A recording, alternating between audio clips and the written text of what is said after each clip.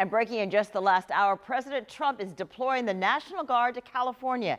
Thank you for joining us tonight. I'm Jeannie Blaylock. Tonight, the president signing a memorandum deploying 2,000 National Guard members to the Los Angeles area. Also, just in the last hour, Defense Secretary Pete Hegseth says active duty Marines at the California base Camp Pendleton are on high alert to be mobilized.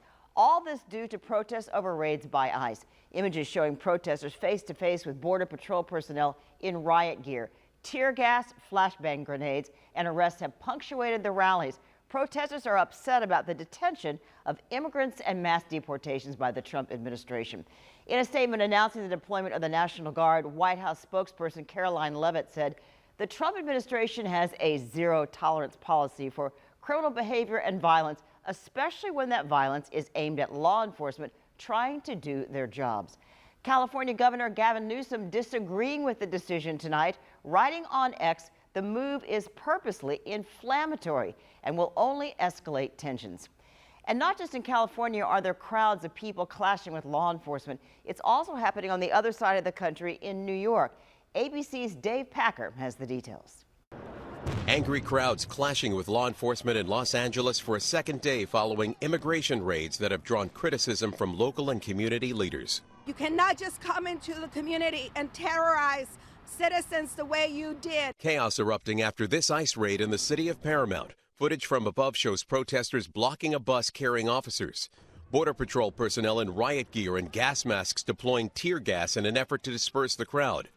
The FBI sharing this video, asking for help in identifying this individual seen throwing rocks at vehicles leaving the protest area.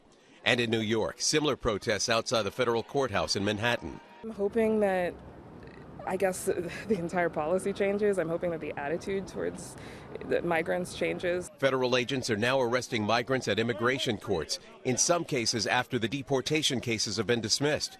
This man says he's been in the courtroom during some of these immigration proceedings. The Department of Homeland Security lawyers are persuading immigration judges to close their applications for asylum without due process. And ICE is grabbing these people. ICE is kidnapping these people before they have a chance to file an appeal. The Department of Homeland Security calling for an end to the violence against ICE officers who claim they're facing a 413% increase in assaults when carrying out arrests.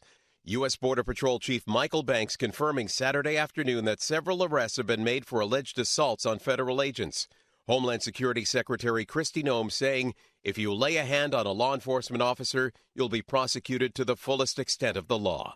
Dave Packer, ABC News, New York.